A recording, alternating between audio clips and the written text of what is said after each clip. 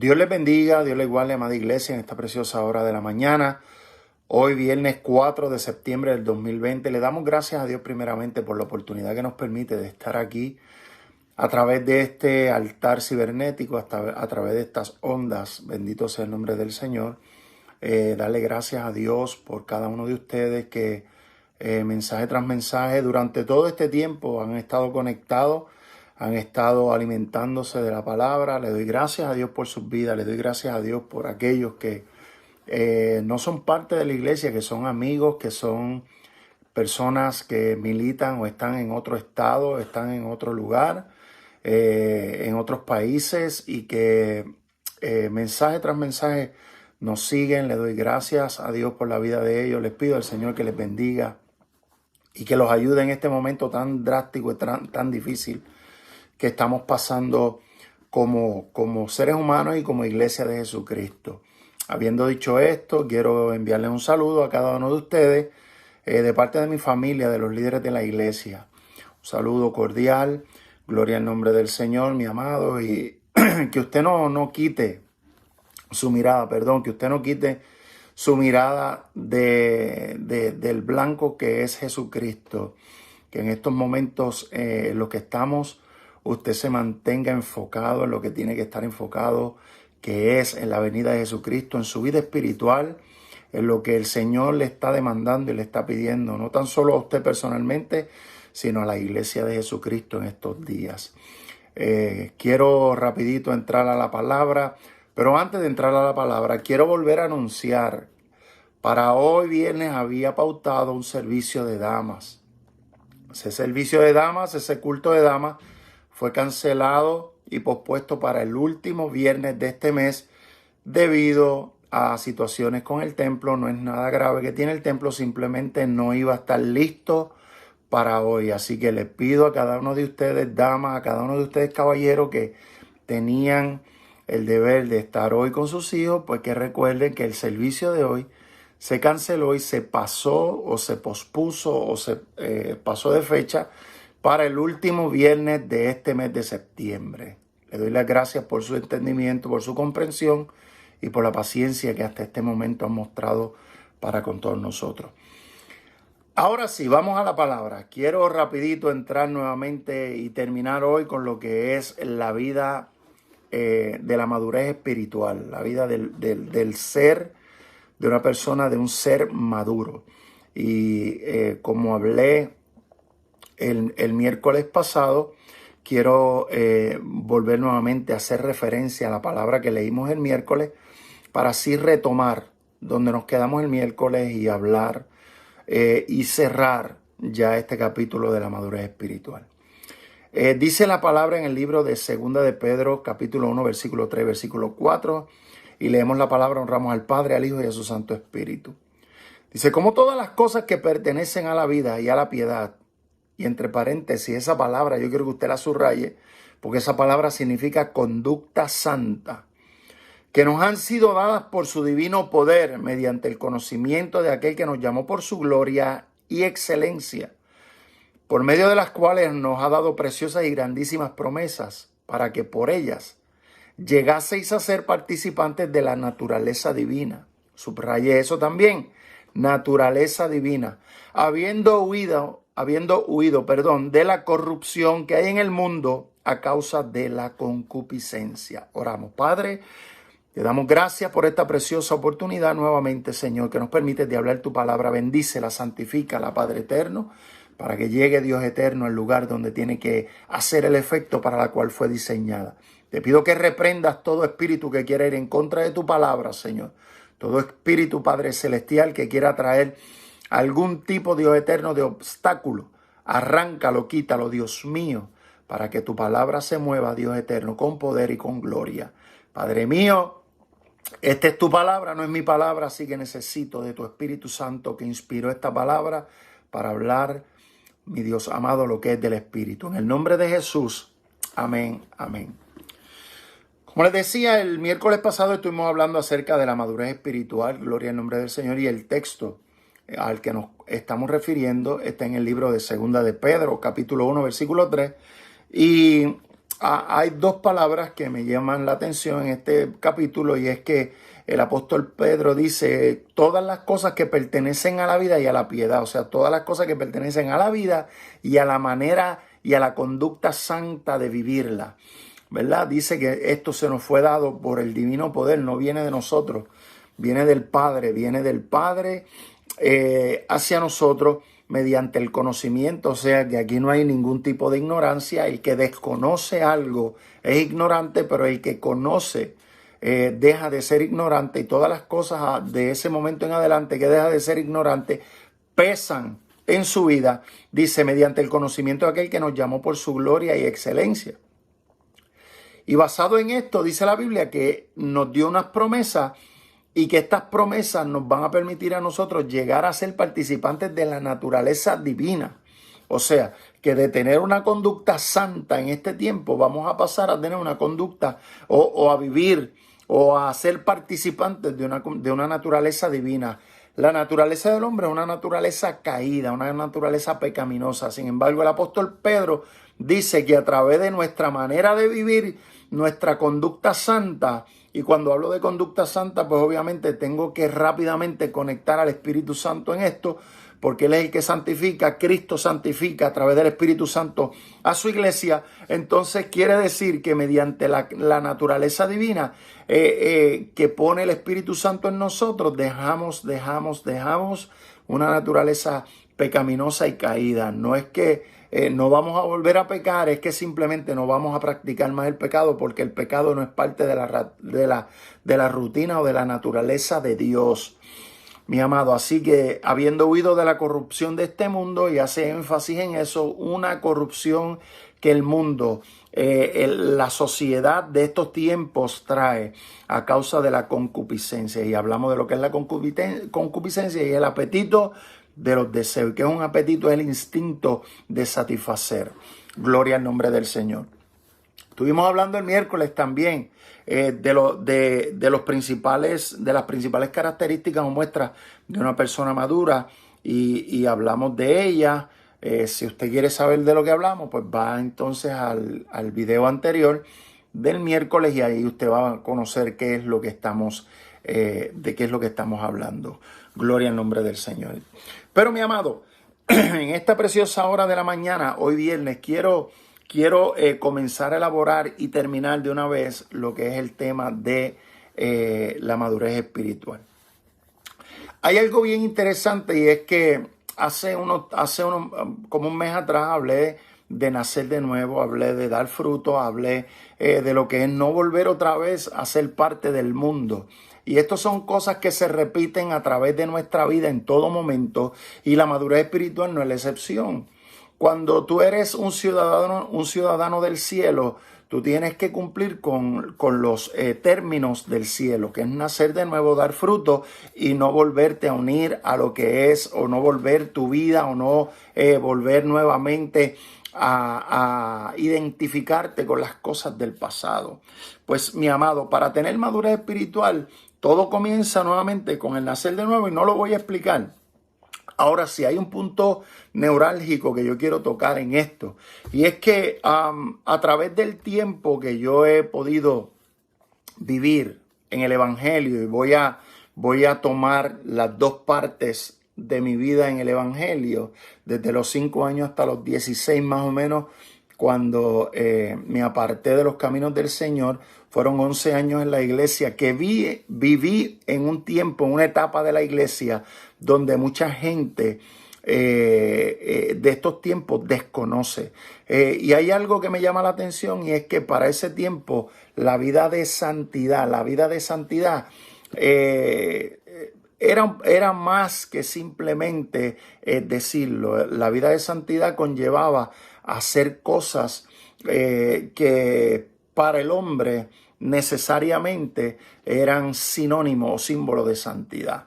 Y esto, mientras más tú representaras la santidad externamente, o sea, por fuera, pues la gente te consideraba santo, te consideraba una persona que caminaba en santidad. Muy lejos de lo que es la realidad, porque la santidad comienza en el corazón. La santidad no comienza en la vestimenta, la santidad comienza en el corazón. Y cuando hay santidad en el corazón, la santidad del corazón, la santidad que pone el Espíritu Santo en el corazón, llega a la mente, la santidad que llega, que el Señor pone, que el Espíritu Santo pone en el corazón, cambia la vida. Entonces, de afuera, de adentro, comienza a ejercerse, comienza a experimentar o a manifestarse un cambio. Y esto se llama, fue el famoso tema de Pablo, que es el tema de cambiar, de la fotosíntesis, de cambiar. Gloria al nombre del Señor. Y ese cambio solamente lo produce el Espíritu Santo de Dios, y la persona cambia por completo. Por eso que el apóstol Pablo dice que las cosas viejas pasaron y aquí todas son hechas nuevas. Quiere decir que hay un cambio genuino en el corazón, y que el cambio genuino del corazón cambia por completo a la persona. Su manera de hablar, su manera de pensar, su manera de ser, su manera de dirigirse, su manera de comportarse, su manera de vestir, todo lo cambia, mi amado. Hay gente que se convierte al evangelio y quiere aparentar santidad, cambiando su manera de vestir, pero pensando como un mundano, hablando como un mundano, sintiendo como un mundano, y esto no es santidad. Yo quiero llevar ese tipo de concepto a la mente de cada uno de ustedes, porque yo viví ese tiempo. Yo viví en el tiempo donde la mujer no podía afeitarse las piernas, no podía afeitarse debajo de los brazos, no podía pintarse el pelo, la mujer no podía maquillarse, la mujer no podía ponerse un arete, la mujer no podía ponerse perfume. Mi amado, no le estoy hablando mentira. Los que vivieron ese tiempo saben que estoy hablando de una realidad. No podía ponerse perfume, no podía hacer muchas cosas. Gloria al nombre del Señor. Igualmente el varón no podía dejarse la barba, no podía dejarse el pelo largo, no podía cargar con prenda, no podía usar calzones cortos, no podía usar tenis en la iglesia, no podía usar mahones en la iglesia. Mi amado, y esto es algo que para el hombre de aquel tiempo en el que vivíamos en ese evangelio era sinónimo de santidad. Ahora bien, algo que yo quiero traer a colación es que cuando vengo nuevamente a los pies del Señor, vengo a vivir dentro de una iglesia que tiene un cambio radical a lo que yo había experimentado. ¿Quiere decir esto que la santidad dejó la iglesia? No, no quiere decir esto que la santidad dejó la iglesia. Quiere decir que la iglesia en este momento necesita más que nunca madurez. ¿Sabe por qué? Porque la madurez te va a permitir analizar cosas que son realmente necesarias e importantes, y cosas que simplemente eran dogmas de hombre, para que entonces podamos vivir de una manera libres. La palabra del Señor nos dice que si nosotros aceptamos al Hijo, Él nos va a hacer verdaderamente libres, no libertinos. Escúcheme bien, no me vaya a malinterpretar, no vaya a decir ahora que el pastor dijo que la mujer ahora podía ponerse faldas cortas, que la mujer podía ponerse pantalones apretados. No, eso es libertinaje. Y aquí hay algo bien interesante, y es que en el libertinaje hay una intención en el corazón. ¿Qué es lo que tu corazón intenta? ¿Cuál es la intención de tu corazón? ¿Cuál es la intención de tu corazón? La intención del corazón siempre va inclinada, mi amado, a dos cosas: a vivir una vida espiritual o a vivir una vida carnal. Y de ahí entonces partimos para ver cuál es el término de la santidad y de la madurez espiritual que cada uno de nosotros tiene. Así que nacer de nuevo es parte esencial, es la primera parte de la madurez. Y yo vuelvo a repetirlo, no voy a entrar en los detalles que hablé de lo que es nacer de nuevo, pero sí quiero atacar un problema que hay dentro de la iglesia. Y el problema que hay dentro de la iglesia se debe a un síndrome que yo lo he llamado el síndrome de la evolución religiosa. El síndrome de la evolución religiosa. ¿Qué es esto? Pues este síndrome tiene como una de sus características la teoría del Big Bang. Todo nace de la nada. Hubo un choque de fuerzas y hubo una explosión, y de ahí nació lo que hoy conocemos. Esa es la teoría del Big Bang. Sencillo, mi amado. ¿Cómo es que la iglesia o los cristianos de este tiempo viven a través de lo que es la teoría de la evolución religiosa? Muy fácil, mi amado. Mire, salieron del proceso evolutivo de sus propios pensamientos. Eso lo define. Lo que nos da entonces a nosotros una cadena de cristianos que se forman ellos mismos, dejando muy claro que su naturaleza tiene todo el derecho a desarrollarse a sí mismos porque así nacieron. Y esto lo vemos dentro de la iglesia de una manera, pero increíble, de una manera tremenda. Gente que en lugar de ser sometidos y de ser instruidos por esta palabra, se han instruido ellos mismos, se han autopredicado ellos mismos, se han autodoctrinado ellos mismos, se han automedicado, se han autoalimentado y se han olvidado por completo de lo que la palabra del Señor nos manda y nos envía a hacer cuando nosotros nacemos de nuevo. Y es renunciar a todo, como Jesús le dijo al joven rico: vende lo que tienes, renuncia a todo, véndelo todo, toma tu cruz y ven, sígueme. Y esto es importante porque, mi amado, el Señor le dijo a Nicodemo que el hombre tenía que nacer de nuevo. Y esto se lo dijo en Juan 3:3. Le dijo: de cierto te digo que el que no naciere de nuevo no puede ver el reino de Dios. Quiere decir que nacer de nuevo, en el nacer de nuevo tiene que haber una experiencia que te cambie radicalmente lo que tú eres. Es que te pase algo en el alma que te cambie radicalmente lo que tú eres. Ya no hay rastros de quién tú eras porque ese viejo hombre fue sepultado. Ese viejo hombre, el Señor lo suprimió, lo bajó a lo más bajo, lo sepultó para que el nuevo hombre, la nueva persona, renazca, salga a flote. Pero para esto hay que morir. Para esto hay que morir, hay que renunciar a la forma natural de vivir, a lo que yo estaba acostumbrado, a lo que yo conocía como natural. Y tengo, mi amado, escúcheme bien, no estoy diciendo digo tengo. Tengo que renunciar a mi forma de vivir pasada y permitirle al Espíritu Santo moldear mi vida. Permitirle al Espíritu Santo moldear mi vida, mi manera de ser, mi forma de vivir. Y esto es interesante y es bien importante porque cuando yo le hablaba de cristianos que se han dado forma ellos mismos, quiere decir que no, bajo ninguna circunstancia le ha permitido al Espíritu Santo moldear su vida. Por eso es que usted ve que hay gente que cada cierto tiempo tiene que volver al altar a reconciliarse con el Señor.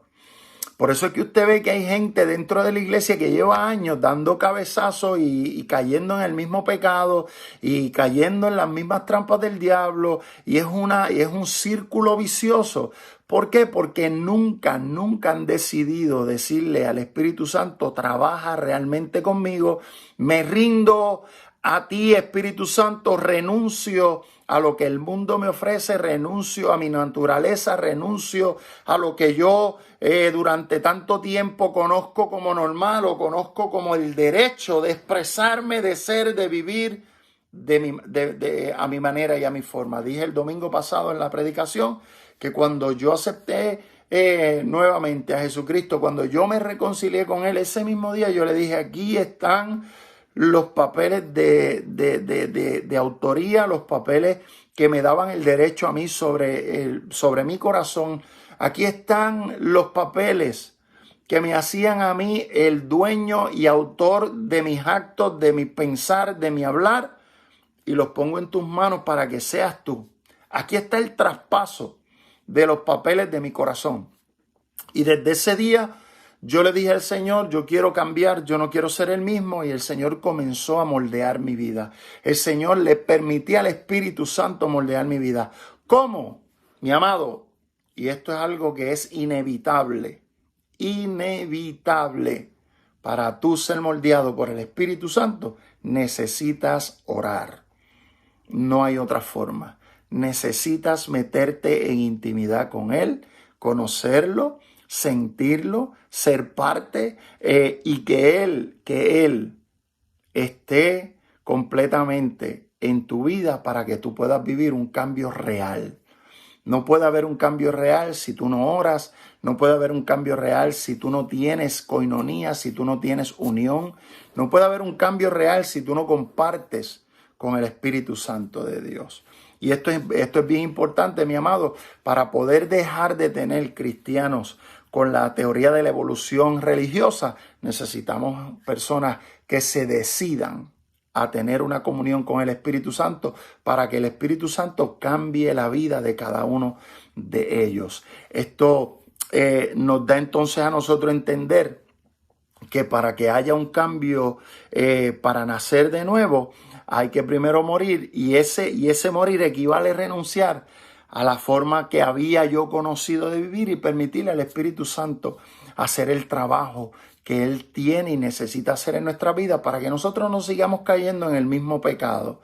En el mismo pecado, en el mismo pecado, en el mismo pecado. El diablo sigue poniendo el mismo lazo del mismo color en el mismo lugar, y nosotros seguimos metiendo nuestras piernitas, por no decir patitas, nuestras piernitas en el lazo, y Él vuelve otra vez y nos recoge, nos ata, y volvemos nuevamente a la iglesia después de un mensaje bien ungido, después de haber sentido una convicción en mi corazón de pecado. Volvemos otra vez a arrepentirnos, pero volvemos nuevamente a olvidarnos de la necesidad de tener coinonía con el Espíritu Santo y caemos en el mismo pecado una y otra vez. Esto se convierte en un círculo vicioso. Mi amado, en 2 de Corintios 5:17, y cierro lo que es esto, dice, de modo que si alguno está en Cristo, nueva criatura es, las cosas viejas pasaron, y aquí todas son hechas nuevas. Importante, ¿verdad que sí? Importante. Hay que cerrar el círculo, naciendo de nuevo y volviendo a vivir una vida, o viviendo una vida conforme a lo que el Espíritu Santo quiere que tú y yo vivamos. El segundo punto, pues, nos habla de alimento, nos habla de para poder ser espiritualmente maduro, hay que alimentarse con alimentos sólidos. Hay que alimentarse con alimentos sólidos. Y este es un proceso natural para poder crecer. Nadie crece por nada. Todo lo que tiene vida, tiene que alimentarse para crecer. Todo lo que tiene vida tiene que alimentarse para crecer. Pero este proceso está siendo rechazado por la intolerancia que tienen personas a lo que es el alimento espiritual, provocando entonces así que la gente sustituya, escúcheme bien, que la gente sustituya el alimento espiritual por otro tipo de alimento que parece equivalente, que parece igual. Hay gente que piensa que sustituyendo la palabra de Dios con hacer buenas obras, eso te va a permitir crecer espiritualmente. Voy a decirlo de nuevo y voy a hacer un paréntesis para explicar rapidito.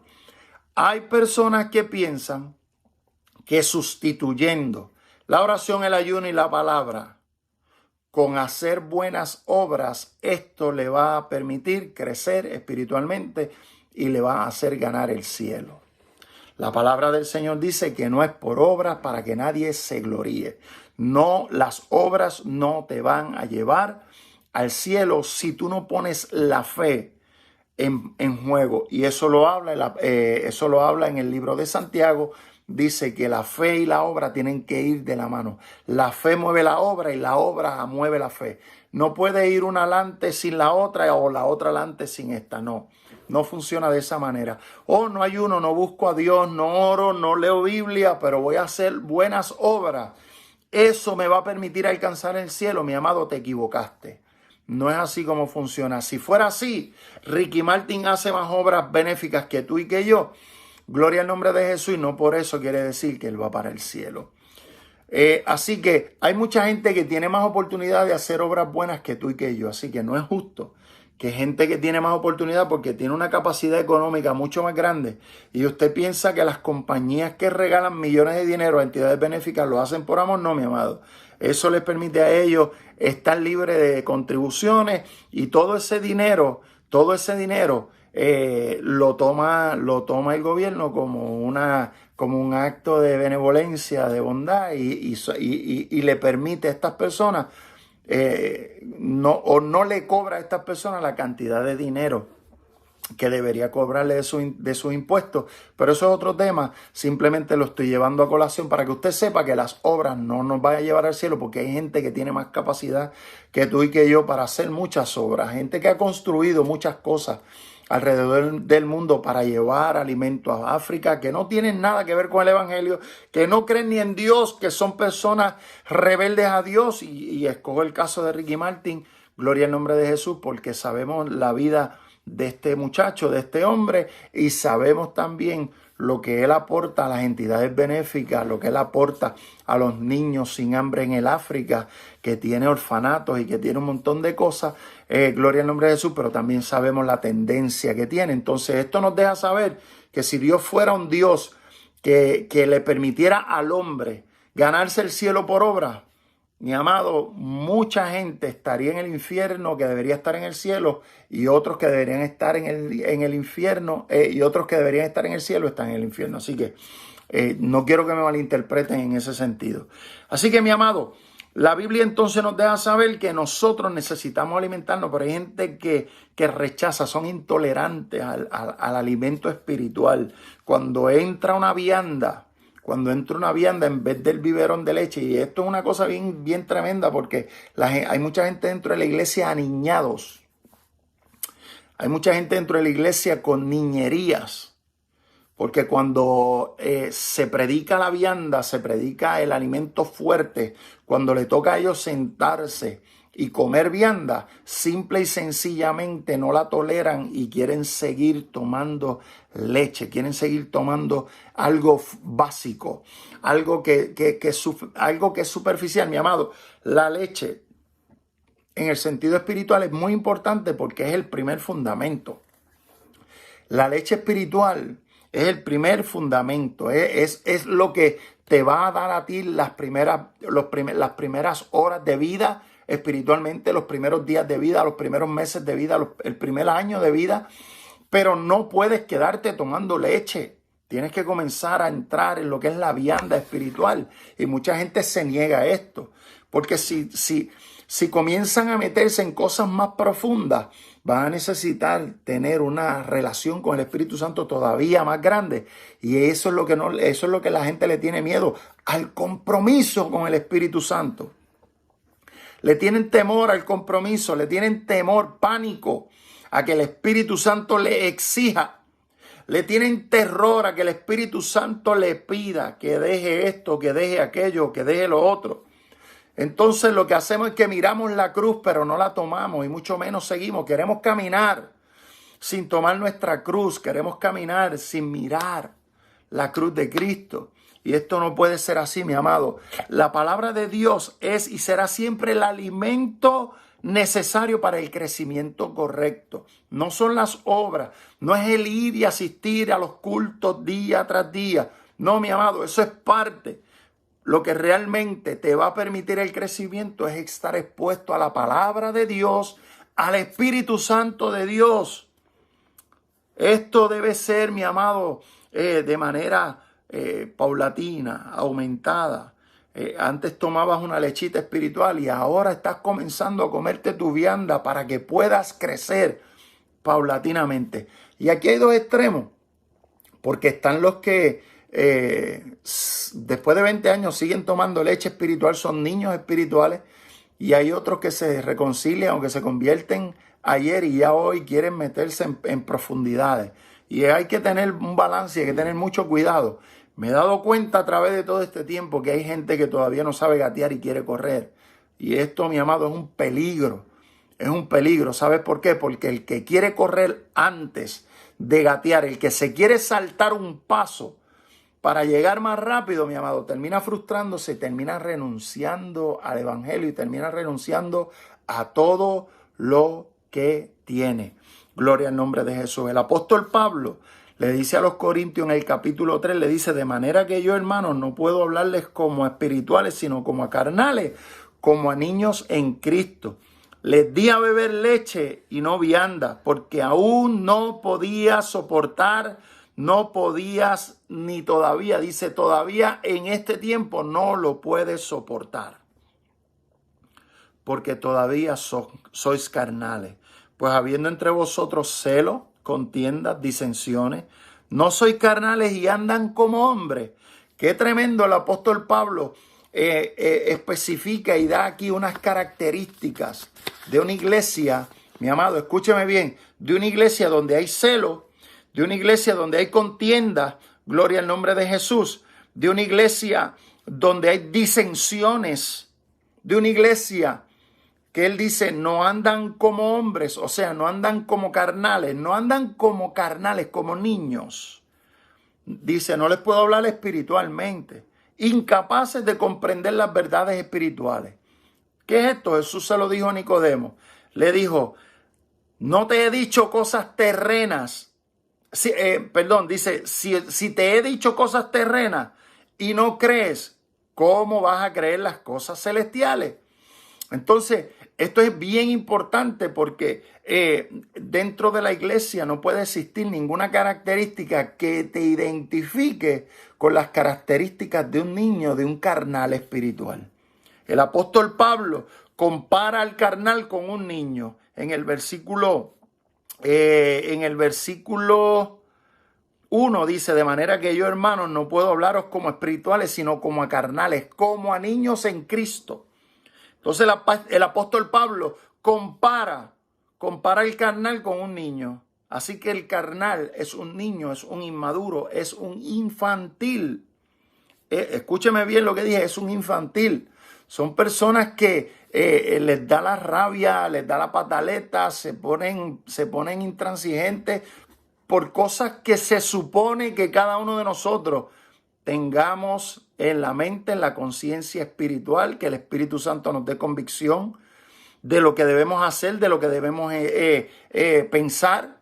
El apóstol Pablo en el libro de Corintios también, en el capítulo 13, dice, cuando yo era niño, y aquí hay una característica que él especifica, y dice, cuando yo era niño, esto es una característica, él era niño.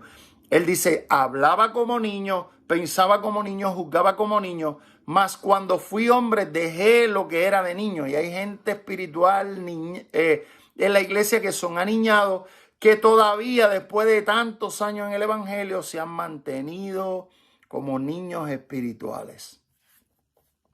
Como niños espirituales. Son características de lo que es la niñez o la carnalidad espiritual y lo que es la madurez espiritual del hombre. ¿Qué es una característica? Una característica es una propiedad que le permite a las personas diferenciar una cosa de la otra. O sea, lo voy a repetir, es una característica es una propiedad que permite diferenciar una cosa de la otra. Bien sencillo. ¿Cómo sabemos que un perro es perro y un gato es gato? Una característica es que el gato maulla y el perro ladra. Así que una característica es algo que te identifica, algo que es nato en ti que te identifica. Entonces, el apóstol Pablo señala una característica. Dice que cuando él era niño, hablaba, pensaba, juzgaba como niño.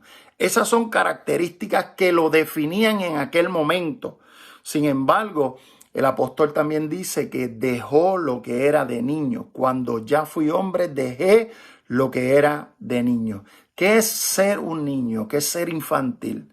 Un infantil es alguien que tiene características que se consideran propias de los niños. O sea, y quiero que usted vaya haciendo el clic en esto para que entonces nosotros podamos definir lo que es inmadurez espiritual. ¿Ok? Lo que es inmadurez.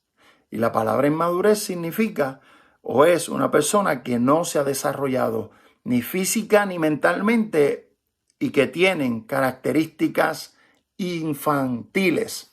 Así que, mi amado, mire, conecte los 3 puntos, lo que es característica, que es algo que te permite diferenciarte o te identifica como. ¿Qué es ser un infantil? Es tener características que se consideren propias de un niño. ¿Y qué es un inmaduro? Pues una persona que no está desarrollado física ni mentalmente, y en este caso espiritualmente, y que tienen características infantiles, características de niños. Entonces Pablo dice que les tiene que hablar como a niños. Tengo que hablarle como a carnales. Mi amado, y esto es algo bien duro, bien difícil.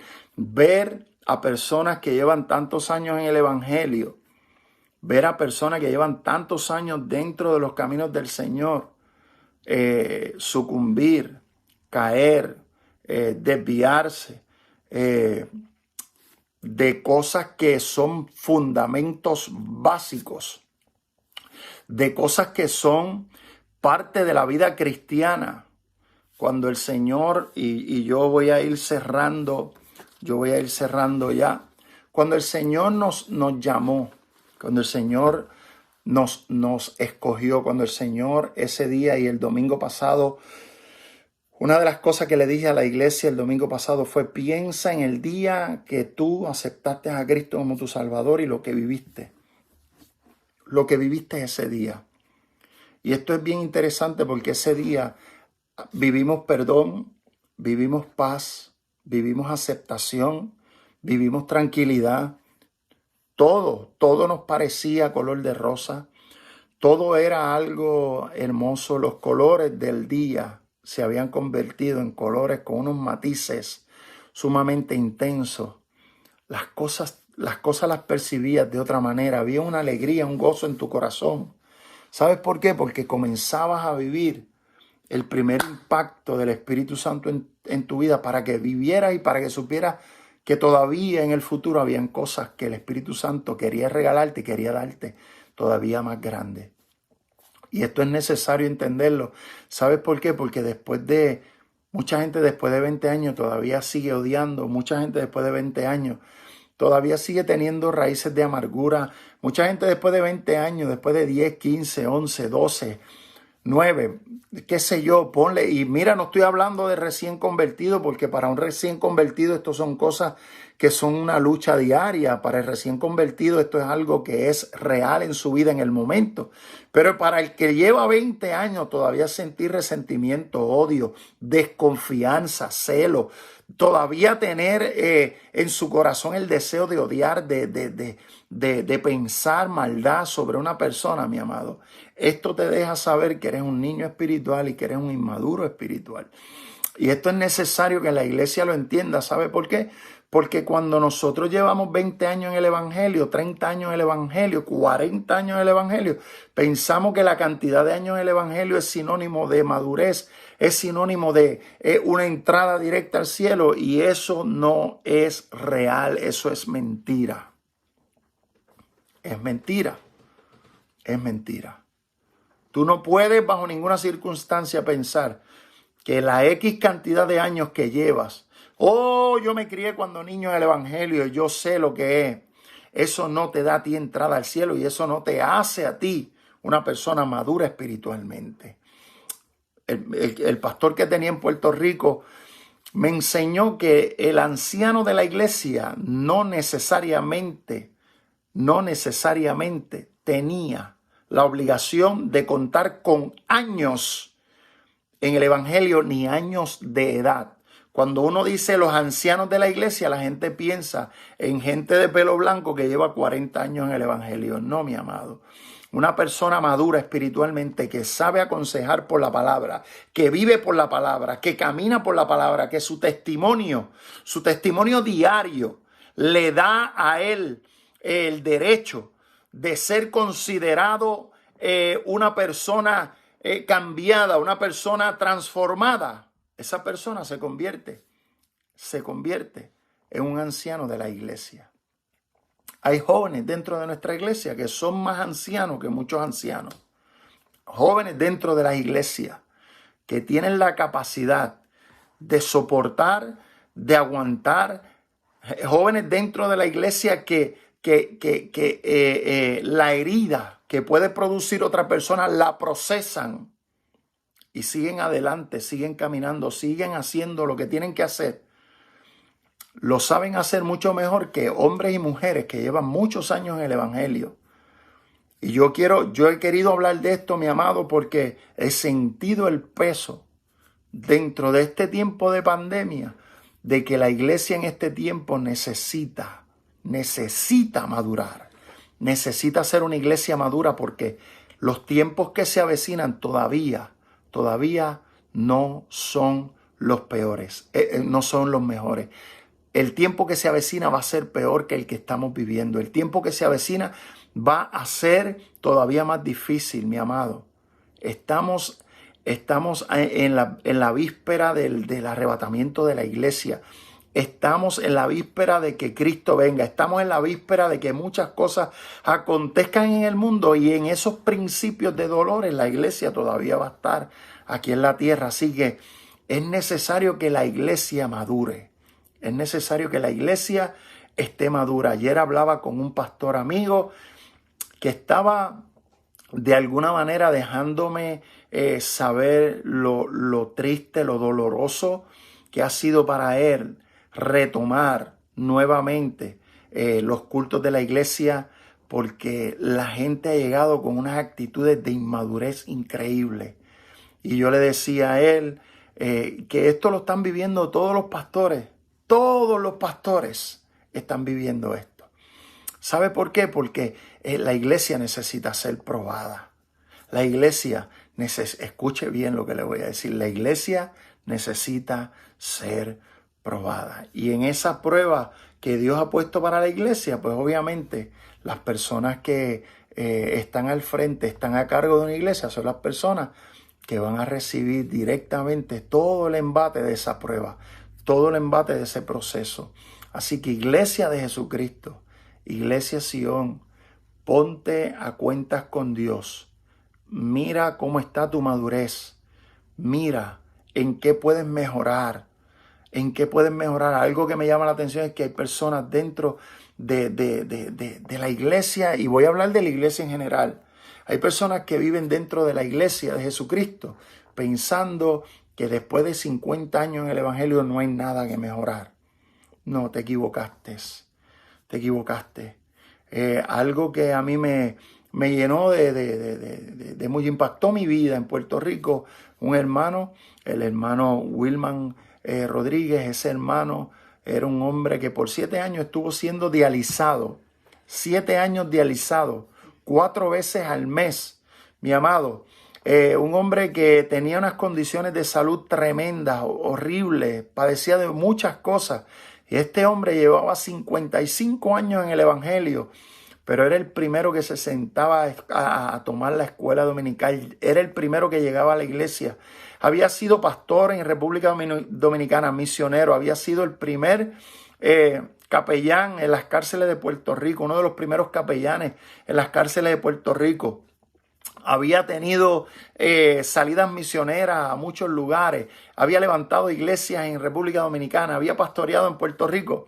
Y este hombre con 55 años de experiencia en el evangelio se sentaba diariamente todos los domingos a escuchar lo que el maestro de escuela dominical tenía que aportar a su vida. Y un día me dijo: David, después de 55 años en el evangelio, me he dado cuenta de que todavía estoy poniendo fundamentos, estoy poniendo bases para que el Señor levante un edificio sobre las bases. Así que imagínate lo que un hombre de 55 años en el evangelio había aportado a mi vida. Nunca, nunca, nunca pienses que tienes demasiada experiencia dentro del evangelio y que esto te va a permitir a ti hacer, o te da el derecho de decir, o te da el derecho de, qué sé yo, pensar de la manera que quieras.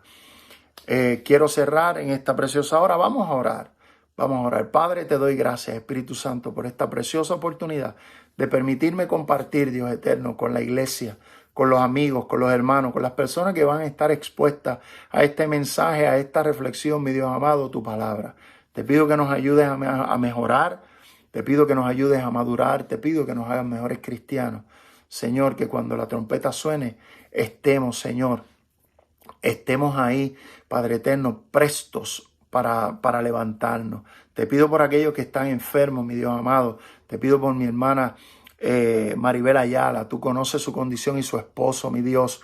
Tú conoces la condición en la que están. Rogamos, Señor. Hemos estado orando para que tú les des las fuerzas, Padre Celestial. Te pido por aquellos que están, Dios mío, en necesidad. Glorifícate en medio de sus necesidades, Dios eterno. Y ayúdanos, Señor, a madurar. En el nombre poderoso de Jesús. Amén, amén. Dios le bendiga, amada iglesia. Dios le guarde. Será hasta la próxima. Si el Señor nos permite, nos veremos el domingo. Así que inscríbete a tiempo para que puedas separar tu espacio. Dios les guarde, Dios les bendiga.